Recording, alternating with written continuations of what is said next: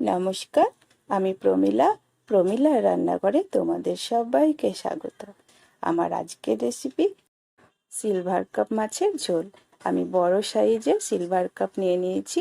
ওজনে 4 কিলো ছিল মাছটার। 1 ভাগ আমি রান্না করব, 1 ভাগ নিয়েছি কিনে।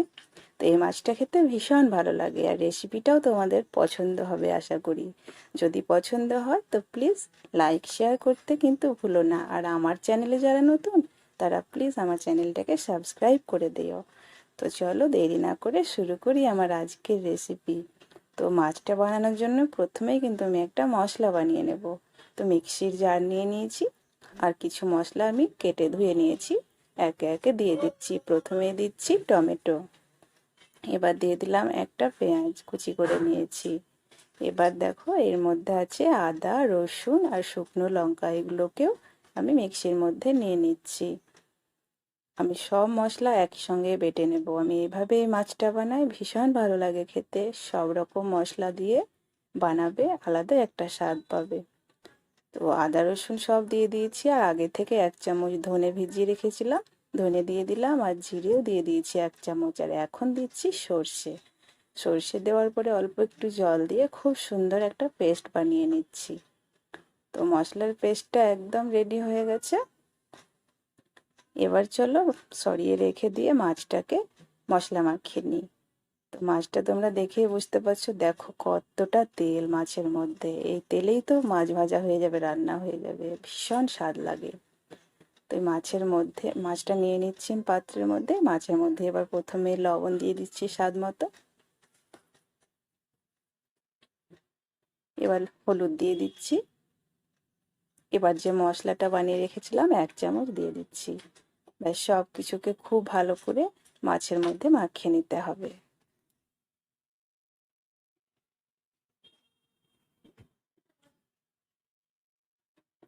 মাছের মধ্যে মশলা মাখানো একদম কমপ্লিট। খুব ভালো করে মাখিয়ে নিয়েছি। এবার ভেজে নেব। তার জন্য গ্যাসের মধ্যে কিন্তু কড়াই বসিয়ে দিয়েছি। কড়াইটা গরম হয়ে গেছে, এবার সর্ষের তেল দিয়ে দিলাম। সর্ষের তেল দিয়ে ভেজে নেব। মাছ ছাড়ার আগে আমি তেলের মধ্যে একটু হলুদ দিয়ে দিলাম। হলুদ দিয়ে তেলটাকে খুব ভালো করে কড়াইয়ের গায়ে লাগিয়ে দিলাম। তেলটা খুব ভালো মতো গরম হয়ে গেছে। এবার কিন্তু মাছগুলো একে একে দিয়ে দিচ্ছি। খুব বেশি মাছ একসঙ্গে দেবে না, ভেঙে যাওয়ার সম্ভাবনা থাকে। আর মশলা মাখানো মাছ খুব বেশি ভাজার দরকার নেই, হালকা এপিট ওপিট ভেজে নেব। কয়েক সেকেন্ড পর মাছটা আমি উল্টে দিচ্ছি। সঙ্গে সঙ্গে মাছ উল্টে দেবে না। একইভাবে সেকেন্ড পিঠটাও কিন্তু আমি কয়েক সেকেন্ড পরে উল্টে দেব। তো মাছটাকে কিন্তু আমি ওইভাবে একইভাবে ভেজে নিয়েছি, এপিট ওপিট করে। খুব কড়া করে ভাজিনি। মশলা মাখা মাছ বেশি কড়া করে ভাজলে কিন্তু মশলাটা পুড়ে যায়। তো মাছগুলো ভাজা হয়ে গেছে, উঠিয়ে নিচ্ছি। একইভাবে বাকি মাছগুলো কিন্তু আমি ভেজে নেব। সব মাছগুলো উঠিয়ে নিলাম। ওই তেলের মধ্যে বাকি মাছগুলোকে ছেড়ে দিচ্ছি। তেল খুব ভালো মতো গরম হয়ে আছে। আঁচটাকে এখন একটু কমিয়ে রেখেছি। মাছের তেলটাও দিয়ে দিলাম। মাছের তেল দিয়ে মাছ ভাজাও হয়ে যাবে, রান্নাও হয়ে যাবে। এই মাছ খেতে ভীষণ ভালো লাগে। দেখো সব মাছগুলো কিন্তু ভেজে নিয়েছি। এবার চলো রান্না করে নিই। ওই তেলের মধ্যেই আমি দিয়ে দিচ্ছি একটা বড় সাইজের পেঁয়াজ কুচিয়ে রেখেছি। আঁচটাকে কমিয়ে রেখে দিয়েছি। তেল খুব ভালো গরম হয়ে আছে, যেহেতু পেঁয়াজটা তাড়াতাড়ি পুড়ে যাবে। তো পেঁয়াজটা আমি কয়েক সেকেন্ড নাড়াচাড়া করে হালকা লাল করে ভেজে নেব। খুব বাদামি করার দরকার নেই। পেঁয়াজ কিন্তু ভাজা হয়ে গেছে। এর মধ্যে আমি দিয়ে দেব টমেটো। আমি 2টো টমেটো ব্যবহার করব। মশলার মধ্যে একটা টমেটো ছিল, তো সম্পূর্ণ মশলা আমি এখানে ব্যবহার করিনি। তার জন্য আমি আরও একটা টমেটো এখানে দিয়ে দিলাম। টমেটোটা দিয়ে একটু নাড়াচাড়া করে নিচ্ছি। এবার টমেটোর মধ্যে আমি দিয়ে দিচ্ছি হলুদ আর লবণ। হলুদ লবণ দিলে টমেটো খুব তাড়াতাড়ি গলে যায়। লবণ হলুদ দিয়ে টমেটোটাকে খুব ভালো করে মিশিয়ে নিচ্ছি।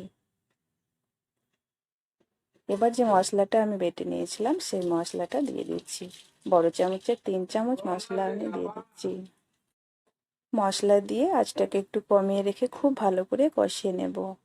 যত ভালো মশলা কষানো হবে তত মাছের কিন্তু টেস্ট বাড়বে, যে কোনো রান্নারই তাই।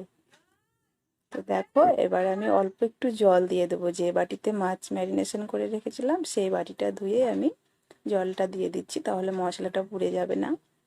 খুব সুন্দর করে এখন কষিয়ে নিতে হবে, যতক্ষণ না তেল আর মশলা আলাদা হয়ে আসছে ততক্ষণ মশলাটাকে কষিয়ে নেব।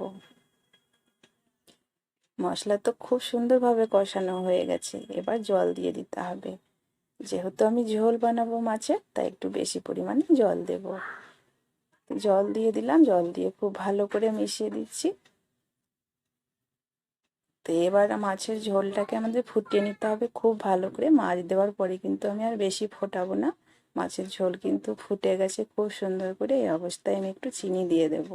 তোমরা চাইলে চিনিটা মশলার সাথেই দিতে পারো, আমি কিন্তু এখনই দিচ্ছি। ঝোলের মধ্যে একটু চিনি দিলে ভালো লাগে, আর না দিলে না দেবে, কোনো অসুবিধে নেই। চিনিটা দিয়ে মিশিয়ে দিলাম।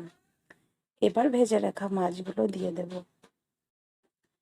তো মাছগুলো একে একে দিয়ে দিচ্ছি। মাছ দেওয়ার পরে কিন্তু বেশিক্ষণ ফোটাবো না, যেহেতু এই মাছটা মশলা মাখানো মাছ। হালকা করে ভেজেছি, খুব কড়া করে কিন্তু ভাজিনি, তাই খুব বেশিক্ষণ ফোটালে মাছ ভেঙে যাওয়ার সম্ভাবনা থাকে। এবার ঢাকা দিয়ে 1 মিনিট ফুটিয়ে নেব আঁচটাকে কমিয়ে, তাহলে আজকের রান্না আমাদের রেডি। দেখো 1 মিনিট পরে ঢাকা খুলে নিয়েছি। নামানোর আগে আমি অল্প পরিমাণে গরম মশলা ছড়িয়ে দিলাম। গরম মশলাটাকে আলতো হাতে মিশিয়ে দিচ্ছি, খুব বেশি করে ঘেটে দেবে না।